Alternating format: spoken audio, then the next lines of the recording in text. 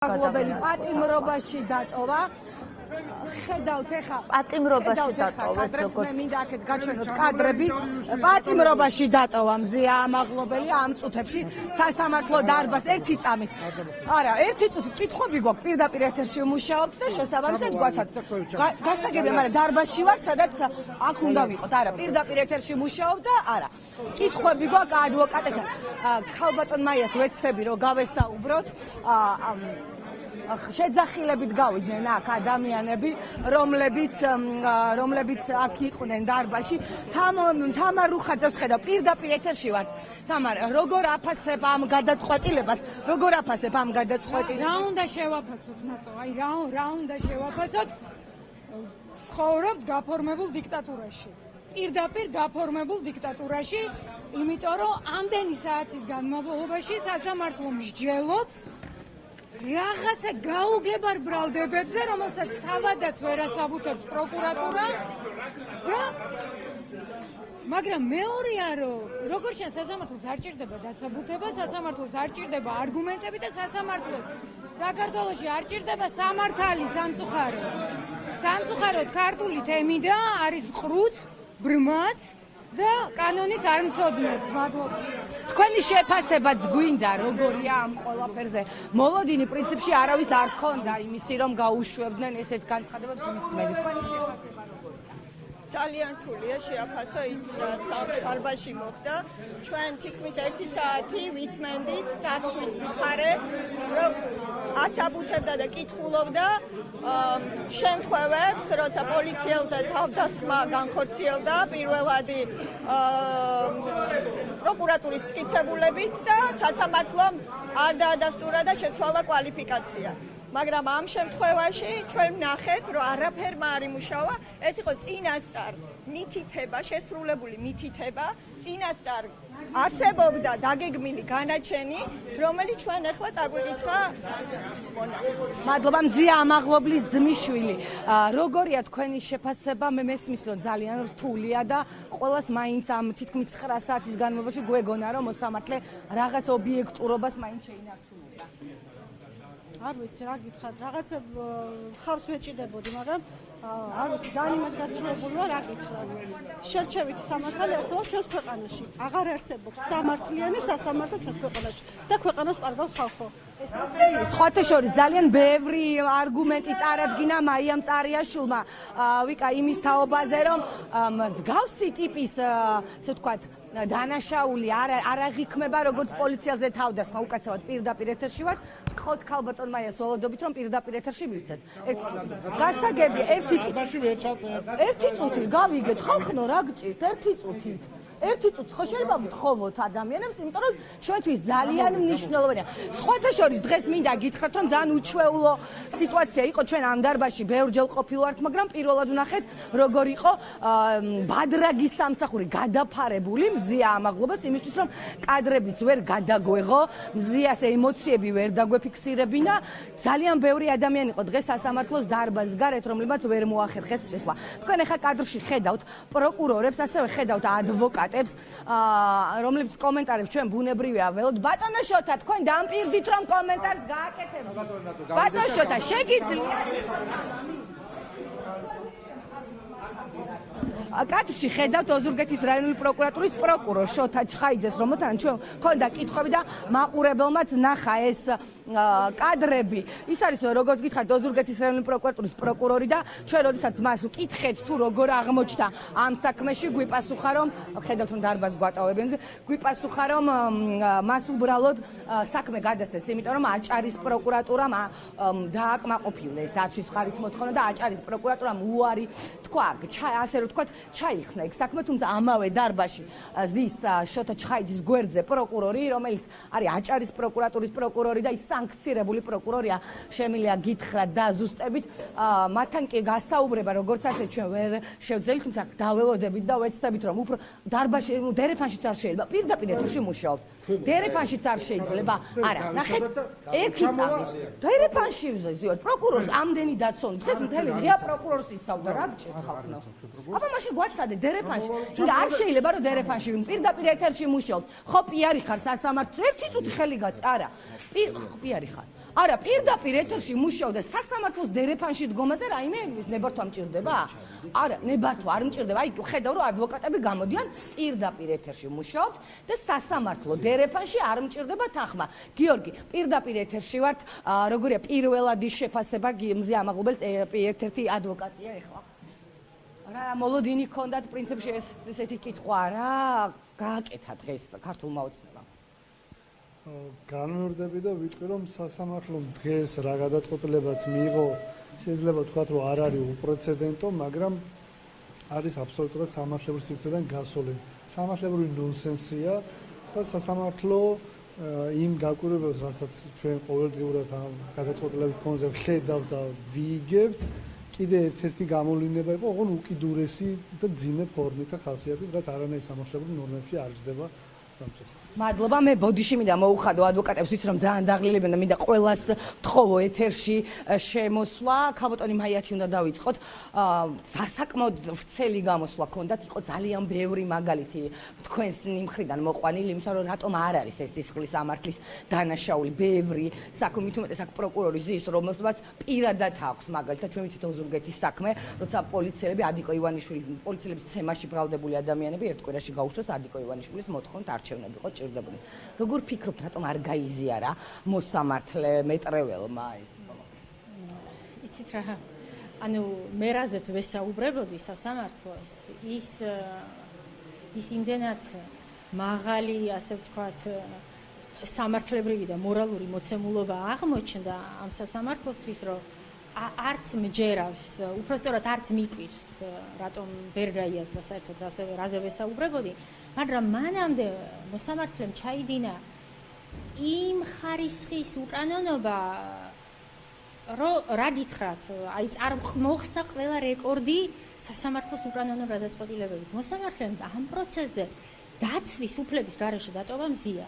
ამოიღო განურჩევლად ყველა მტკიცებულება, დაახლოებით 50 მტკიცებულება, ესე რომ ვიცვლიდი, იმიტომ რომ თვითონ ყველა მტკიცებულება ამოიღო საქმიდან. კაცმა არ იცის რატო, ანუ ჩვენ მოწმეები რომ გამოვკითხეთ, რომლებიც ადასტურებენ გარემოებებს პირველ დაკავებაზე, სხვადასხვა ძალადობებზე, ყველა ამოიღო ვიდეო კადრები, რისიც ეშინიათ ძალიან, ამოიღო ვიდეო კადრები, სადაც ჩანს ბესელია როგორ აკავებს, ვიდეო კადრები იმ ინციდენტიდან რამდენიმე წამში, სადაც კარგად ჩანს გრებუაძე როგორ გამოიყურება, როგორ მოქმედებს, სხვა არაერთი მნიშვნელოვანი ვიდეო კადრი. საერთოდ დაცვის უფლების გარეშე დატოვა მზია ამაღლობელი, ყველა დაცვის მტკიცებულება ამოიღო საქმიდან, დატოვა მარტო ბრალდების მტკიცებულებები, რომ გრებუაძეს გაუწითლდა ლოყა, ანუ რაც მოიტანა ბრალდება, არის მხოლოდ ის საქმეში, მიიღო წარმოუდგენელი გადაწყვეტილება, შეფასებაც კი მიჭირს ეთერში. ანუ რას ფიქრობ ამაზე, ცოტა ამაზე ეთერში ვისაუბრებ, მაგრამ წარმოუდგენელი უკანონობა ჩაიდინა მოსამართლემ, ნეტარ გააზრებული თუ აქვს რა დონის დანაშაული ჩაიდინა მოსამართლემ ამ პროცესზე და ეხლა ამის შემდეგ აღკვეთის საკითხს, რომ საერთოდ არ შეხედავდა იმ სტანდარტით და საქმის შეწყვეტას რო არ შეხედავდა, ეს უკვე ცხადი იყო, ჩვენ უბრალოდ მზია არ დავტოვეთ დაცვის უფლების გარეშე. რომ უნდა დაგეტოვებინათ წესი პროცესზე არც ერთი პროფესიონალი, რომელიც პატივცემს საკუთარ პროფესიას, არ უნდა დარჩენილიყო. ერთადერთი мотиваცია იყო ის, რომ მზია არ დავტოვეთ დაცვის უფლების გარეშე და ვაიძულეთ ეს სასამართლო და ეს ბრალდება ესმინათ ჩვენთვის ბოლომდე. ისმენ ვიკას კითხვა აქ. ისმენ ვიკა. რომ ამ საქმეში დევს პოლიციელის პატაკი, თითქოს მზია ამაღლობელმა ირაკლი ღებუაძეს თავდასხმა ინსტრუქციით მიიღო, აი ამის შესახებ მინდა მოვისმინოთ, რას ცვლის ეს პატაკი. ცხადია ეს პატაკი რომ მიიღო მოსამართლემ უკვე წინასწარ გათქვა, ამით მივხვდებოდით რა გადაწყვეტილებას მიიღებდა დღეს სასამართლო, მაგრამ რას ცვლის ეს დეტალი ამ საქმეში? კი, ამ თემაზე ჩვენ მქონდა ჩვენ ბევრი ექსკლუზიური საკითხი, საუბარი არის მოწმე პოლიციელზე, მე მაქვს ახლა თან ეს პატაკი ჩიტაია ვლადიმერთან დაკავშირებით. სხვათა შორის მე მინდა უთხრა მაყურებელს, რომ შოთა ჩხაიძეს რო ვახსენებთ, რომელიც დარბაზში და არ გამოდის და ვფიქრობ, სანამდე იქნება ვერ გეტყვით, პროკურორები არიან მარტო დარბაზში, ალბათ ჩვენ გველოდებიან. შოთა ჩხაიძეს ბევრი საქმე ახსოვს ოზურგეთის პროკურატურაში, როდესაც აი მოწმე ჩიტაია ყავს გამოყენებული და ქალბატონ მართლმა ესაც ვკითხეს დღეს ამის თაობაზე. 15 ფებრუარს გაახსენდა მოწმე ჩიტაიას პოლიციელს, რომ თურმე ვიღაცა ავალდებულებდა. ეს რის იმანიშნებელი? ახლა ეს ამიტომ ვამბობ, ეს ნორმალურ შემთხვევაში ეს დოკუმენტები რასაკვირველი იყო დაუშვებელი მტკიცებულებები, ძალიან მარტივად გასაგები, ეს მოგონილი გაუგებარი პატაკი, იმიტომ რომ მზია ამაღლობელის ტელეფონთან კონდეთ წვდომა და მიიღონ ნებისმიერი ინფორმაცია, ხეკონ, ნახონ რა არის ამ ტელეფონში, მათ შორის მისი პროფესიული ინფორმაცია, მაგრამ ეს იმ დარღვევების ფონზე, რაც დღეს მოსამართლემ ჩაიდინა, საერთოდ კარგავს რაიმე აზრს, შეფასებას ამ მოსამართლემ წარმოუდგენელი რაღაცეები ჩაიდინა დღევანდელ პროცესზე, საერთოდ დატოვა მზია ამაღლობელი დაცვის უფლების გარეშე საპროცესო უფლებები ჩამოგვართვა ადვოკატებს, რაზე უნდა ვისაუბროთ, მარტო უნდა მოусმინოთ ბრალდების მტკიცებულებებს. ყველა ჩვენი მტკიცებულება ესა ერთიანად აიღო და გადაყარა. ასეთი შეშინებული ბრალდება და ასეთი შეშინებული სასამართლო არ მინახავს. ვიდეო კადრების ეშინიათ, სადაც ჩანს, რომ ბესელია როგორ აკავებს, ამ კადრის ეშინიათ, იმიტომ რომ საქმეში ყალბოქმზე მელაპარაკონ. ეშინიათ კადრი, სადაც ჩანს, რომ სახეზე არაფერი არ აქვს, იმიტომ რომ მელაპარაკონ ყალბჩვენებებზე და ლოყა გაუწითლდა. წარმოუდგენელი ამბები ჩაიდინა დღეს მოსამართლემ, თავისთავად ცხადია, ჩვენი გზა სტრასბურგში იყო ისედაც და ეხლა ეს გზა უფრო დამოკლდა. მადლობა, ბატონ კახსან გადავალდა ჯაბა ბუდიშკი. ვიცი რომ ძალიან დაღლილები ხართ, ყველა მართლა წარმოუდგენელი სამუშაო გასწიეს დღეს ადვოკატებმა.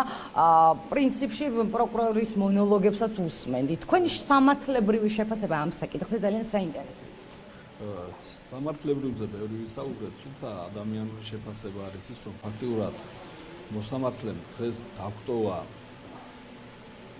იარაღის გარეშე, დაგვტოვა შესაძლებლობები სამართლებრივი მექანიზმების გარეშე და ისე გადაულოცა ჩვენი თავი ბრალდების მხარეს უკვე არსებით განხილვაზე. რაოდენ უაზროთაც არ უნდა მოგვეჩვენოს ეს, მაგრამ ჩვენ მაინც დაველოდებით ინტერესით სასამართლოს უკვე წერილობით დასაბუთებას დღევანდელი გადაწყვეტილებების და ბუნებრივია ჩვენ ვალდებული ვართ ჩვენი დაცვის ინტერესიდან გამომდინარე ბოლომდე სამართლებრივი გზა გავიაროთ. შესაბამისად, რა თქმა უნდა, გავასაჩივრებთ ყველა იმ გადაწყვეტილებას, მათ შორის დაუშვებლობაზეა საუბარი მტკიცებულებების, ამიტომ ხვალ ველოდებით ინტერესით სასამართლოს გადაწყვეტილებას. მადლობა. ჯაბა, შენთანაც მაქვს ეგ შეკითხვა. გოჩაგთხოვ. გასაჩივრებას აპირებთ, ვიცით, დღეს იყო ძალიან საინტერესო ერთი დეტალი, რომ არ აპირებდით გირაო არ მოგითხოვია. ამის მიზეზი, როგორც გავიგეთ, იყო, რომ მზიას მოთხოვნაც ეს იყო ერთ-ერთი, რომ განუმარტოთ ჩვენს მაყურებელს, რატომ არ იყო დღეს გირაოს. საერთოდ აღკვეთ ღონისძიების გამოყენების საფუძველი არ არსებობს ამ საქმეში, ხო? პირველად ეს საქმე გზადაგზა პროკურატურას ეშლება თვითონვე და სასამართლო რაღაცნაირად ცდილობს ნოტარიუსის როლში უკანონოს და დაუმტკიცოს გარკვეული არარსებული გარემოებები. ამ შემთხვევაში აღკვეთ ღონისძიებას რაც შეეხება უკვე თვითონაც კი ბრალდების ხარესაც კი აღარ ქონდა ეს გარემოება, რაც უკავშირდებოდა უშუალოდ პატიმრობის გამოყენებას აღკვეთი ღონისძიების ნაწილში. შესაბამისად არ არსებობდა ამის გარემოება, საერთოდ აღკვეთის გამოყენების გარემოება არ არსებობდა. თვითონვე თქვეს რომ ორივე საფრთხე აღარ არსებობდა, თუმცა მაინც სრულიად ჰიპოთეტურად თეორიულად ყოველგვარი კონკრეტული არგუმენტის გარეშე დატოვეს პატიმრობაში, რომ თითქოს ახალი დანაშაულის საფრთხე არსებობდა. შესაბამისად არ გავკვირვებია ეს გადაწყვეტილება და მორიგი უკანონო გადაწყვეტილება ამ საქმეში მზია ამაღლობასთან დაკავშირებით. მადლობა, მე მინდა ვთხოვ ოპერატორს კადრი მოავნო სასამართლო დარბაზი ნომერი 2. იცით რატომ არიან ახლა ვიკა აქ მანდატურები შიგნით არის პროკურორი შოთა ჩხაიძე, რომელიც არ გამოდის, იმიტომ თუმცა მეორე პროკურორი გავიდა, მე გამოიყვანეს, ეხა შოთა ჩხაიძე არ გამოდის, რომ ჩვენ კითხვებს აერიდოს და მე მინდა გაჩვენოთ, გოჩა გთხოვ წამომყევი, რა ხდება ქვემოთ. მოდი ჩარჩქარ წამოდით. გაჩვენოთ ქვემოთ, აი პროკურორი დგას ის კომენტარზე, სანქცირებული პროკურორია. ძალიან გთხოვ გოჩა წამომყევი, ჩვენ ვეცდებით. ხო. ნახოთ რა კი პასუხობს.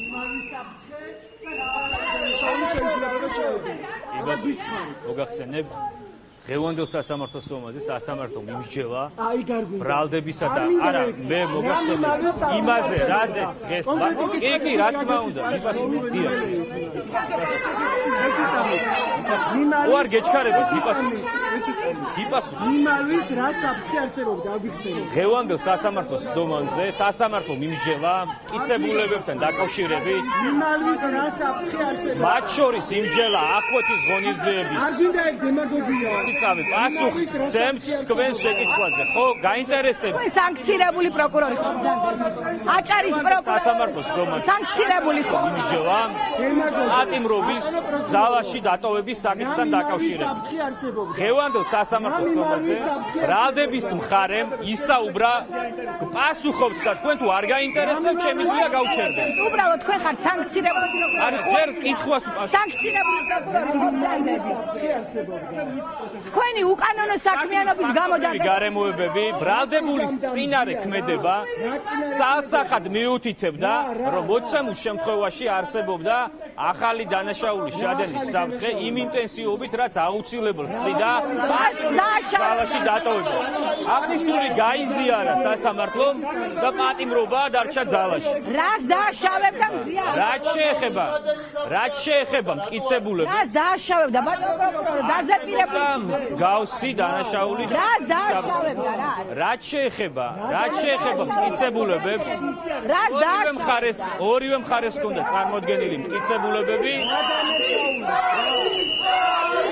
გითხარით, რომ მოცემული საქმის გარემოებებიდან გამომდინარე არსებობდა ბრალდებულის წინარე ქმედებიდან გამომდინარე პიროვნებიდან გამომდინარე სექსისტურ განცხადებებს აკეთებდა. ავსი დანაშაულის შადენის საფრთხე. სექსისტურ რა გაინტერესებს? სექსისტურ განცხადებებს აკეთებდა. ეს გავიგე მე. სხვა რაიმე სერიოზული კომენტარი ვერ ბატონო პროკურორო, ეს საკითხი ხდება სამართლებრივ მადლობა. დასანქცირებულო პროკურორო, რას გესმით ხა შეძახილები მონა აქ არიან შეკრებილი ადამიანები, კითხვებზე პასუხი პრაქტიკულად პროკურორს არ ქონდა. ეს არის დასანქცირებული პროკურორი შოთა ჩხაიძე, ისევ სასამართლო დარბაზში ამ დრომდე გამოკეტილი. შევეცდებით მზიას კოლეგებიდან გავიგოთ უფრო მეტი და უფრო სხვა შეფასებებიც მოგასმენინოთ. გოჩაკ ხო ამომწევი აქ არიან ადამიანები, აქ არიან ადამიანები, რომლებიც 9 საათია თითქმის სასამართლო დარბაზში არიან. მე ვეცდები რომ ვიპოვო მზიას ახლობლები და მოგასმენინოთ ის შეფასებები. ადვოკატები აკეთებენ კომენტარებს, რომელიც ჩვენ უკვე მოვისმინეთ პირდაპირ. თქვენი პოზიცია მინდა მზია ამაღლობელის ძმა. მე მესმის რომ ძალიან რა პოზიცია სამართლოში რა არის? პოზიცია არ არსებობს. სახელმწიფო არ არსებობს პოზიციას. უკაცრავად.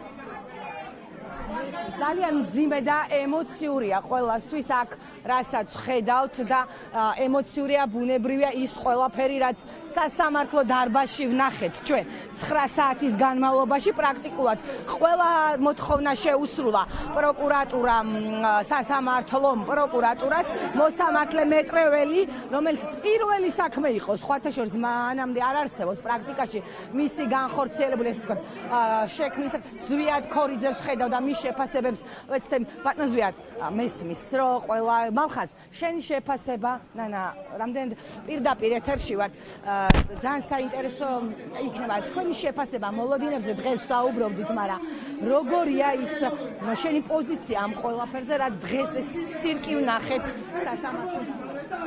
საშინელება ვნახეთ, ყველაფერი იყო სასამართლო პროცესის გარდა, ანუ არ ვიცი, აი სიტყვები არ მყოფნის, რაც ჩვენ ვნახეთ. აი არანაირი მტკიცებულება არ აქვს და არ წარმოუდგენია და უჭირს საერთოდ ბრალდების ხარისს, რომ დაუმტკიცოს ზია ამაღლობას, რომ მან ჩაიდინა პოლიციაზე თავდასხმა და შესაბამისად სასამართლო მოსამართლე ასრულებს პროკურატურის აი ამ წარმოუდგენილ ვერსიას თვითონ ამყარებს, იზიარებს და ნახეთ რომ ის იყო ძალიან უკანონო გადაწყვეტილება, აღმაშფოთებელი. რა ვიცი, აი რა უნდა ვიფიქროთ, საერთოდ მიუხედავად იმისა, რომ წარმოუდგენელი შეიძლება არაფერი აღარ არის, რაც დღევანდელ სიტუაციაში, თუმცა მაინც იყო აღმაშფოთებელი და სირცხვილი, აი სამართლო გადაწყვეტილება ნახეთ. მადლობა, ნინო ზურიაშვილს ხედავ. უკაცრავად ქალბატონ ნინო, ვართ პირდაპირ ეთერში და ვიცი რომ ძალიან რთულია ყველასთვის, ჩვენი კოლეგებისთვის განსაკუთრებით. მოლოდინი მქონდა ასე თუ ისე რომ რაღაც, მაგრამ აი ყველაფერი დაამსხვრე ამ მოსამართლემ, ყველა შანსი დაკარგა, როგორც აქ მანამდე ამბობდნენ. მოკლედ პირადად მე მაგ საშინელი უსამართლობის განცდა. პირადად რა ვიცი, დიდი მოლოდინები არ მქონდა არც ამ სასამართლოს, ეხლა მურუსიძის და ჩინჩალაძის სასამართლოს და რა მოლოდინი, ასე მგონია ვიღაცის დაწერილი წაიკითხა, იმიტომ რომ აი არ დაუწერია რა, არც დრო დაუკარგავს მაგაზე. განხილვაში იყო ჩართული სერიოზული სახით და უცებ წაიკითხა დაწერილი და რა ვიცი, ჩემი შთაბეჭდილება არის, რომ აბსოლუტურად არანაირი არგუმენტი არ ჭირს, სამართალზე არ არის ამ შენობაში ლაპარაკი. ამ შენობაში კეთდება პოლიტიკა და ამ შენობაში ასრულებენ ბრძანებებს, სამარცხვინო ბრძანებებს ასრულებენ და ეს არ არის სასამართლო და არც ის არის მოსამართლე, არც ის არის პროკურორი, რაღაცა სამონეთია, რა ვიცი, რა საზიზღარი საყურებელია. ხო, სხვათა შორის არის ერთი ძალიან მნიშვნელოვანი დეტალი, ვიკა, როდესაც მოსამართლეს ადვოკატებმა წარუდგინეს, ანუ მტკიცებულების დაშვება არ დაშვების საკითხს განიხილავდნენ პროკურატურის მხრიდან წარმოდგენილს და ასევე დაცვის მხრიდან, დაახლოებით 2 საათის განმავლობაში თათბირობდა. აქედან 1 საათზე მეტი სასამართლოს შენობაში, მხოლოდ ამ შენობაში შუქი იყო გამორთული. შემდეგ პროცესი განახლდა და მოსამართლემ მეტრეველმა გადაწყვეტილება მზიას პატიმრობაში დატოვების თაობაზე მიიღო პირდაპირ ყველანაირი სათათბიროდ გასვლის გარეშე. უბრალოდ ისმინა, მანამდე გავიდა, ითათბირა, რა მტკიცებულება დაეშვა რა არა. პრაქტიკულად და ისმენდით კიდევაც ადვოკატების განცხადებას, რომ ყველა მტკიცებულება, რომელიც ადვოკატებს ჰქონდა დაცვის მხარეს წარმოდგენილი, არ დაუშვა მოსამართლე მეტრეველმა, ყველა შუამდგომლობა დაუკმაყოფილა პრაქტიკულად პროკურატურას, ანუ პროკურატურის ყველა მოთხოვნა შეასრულა, თუმცა ამისთვის დაახლოებით 2 საათნახევარი ფიქრობდა, მაგრამ როდესაც საქმე მიდგა მზია ამაღლობელის პატიმრობაში დატოვების საკითხზე, დატოვება არ დატოვების საკითხზე, მაშინ არც უფიქრია, მოსამართლე უბრალოდ არ გასულა, აი 10 წუთიც კი არ დასჭიროებია. ხო, ნინო ამბობდა ზურიაშვილი და კადრებსაც ნახავს მაყურებელი, მას ფურცელზე ქონდა რაღაც ჩამოწერილი და აი ის ასე უცებ წაიკითხა. ესეთი ვითარება, მოკლედ ახლა აქ ხედავთ, პროკურორები ისევ ზემოთ არიან, როგორც გეუბნებოდით. სანქცირებული პროკურორი ჩამოვიდა, რაღაც კომენტარი გააკეთა, რაც დააშავებდა მზია, არ ვიცი. მთავარი არგუმენტი, რისთვისაც მზია ამაღლობელი ციხეში დატოვეს, არის ის, რომ არსებობდა ახალი დანაშაულის ჩადენის საფრთხე. მოწმეებზე ზეწოლა უკვე ამოიღეს. რა დანაშაული უნდა ჩაედინა მზია ამაღლობელს?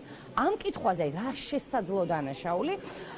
პასუხი ჩვენ ვერ მივიღეთ. ხო, კიდევ ერთი დეტალი, როგორც გაირკვა, ეგ საქმე აქვს უკვე გურიის პოლიციის მთავარ სამმართველოს გამოსაძებლად, მიშა დარჩია არის მთავარი გამომძებელი. მე კიდევ ერთხელ მინდა ჩვენმა მაყურებელმა იცის, მაგრამ წაგიკითხოთ ის პატაკი, რომელიც მისწერეს სერგი ჟღენს, სამმართველოს უფროსის მოადგილეს ჩიტაია ვლადიმერმა, მოწმე პოლიციელმა, თუმცა არის ერთი მნიშვნელოვანი დეტალი ამ ყველაფერში.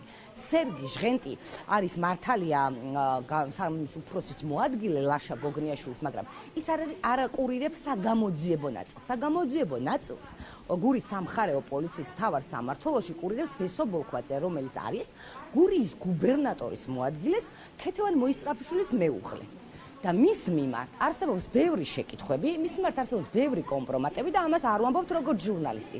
თუკი სახელმწიფო აუდიტის დასკვნას ჩახედავენ, ამავე ხელისუფლების მიერ დაწერილს მის კორუფციულზე, ქეთი მოისწრაფიშვილის და მისი მეუღლის კორუფციულ ინტერესებზე და შესაძლო დანაშაულზე ბევრი რამ წერია. მაშინ აუდიტის სამსახური მის ითხოვდა გამოძიების დაწყებას, თუმცა არც არაფერი არ დასწყვეტს. სწორედ ასეთ ადამიანს აქ დღეს ამ საქმის, ესე ვთქვათ, გამოძიების კურირება ჩაბარებული. მოკლედ ესეთია ვითარება, მიუხედავად მოლოდინისა, მცირე მოლოდინისა, რომ მზია ამაღლობელს დღეს სასამართლო გარეთ გაუშვებდა. აი, ესეთი გადაწყვეტილება მიიღეს, ხედავთ ეხა სასამართლო და შესასვლელსაც პროკურორები ისევ ზემოთ არიან გამოკეტილები და ხო, ბუნებრივია ადვოკატებსაც მოუწმეთ ისინი ამ გადაწყვეტილებას სასამართლოში გასაჩივრებლად.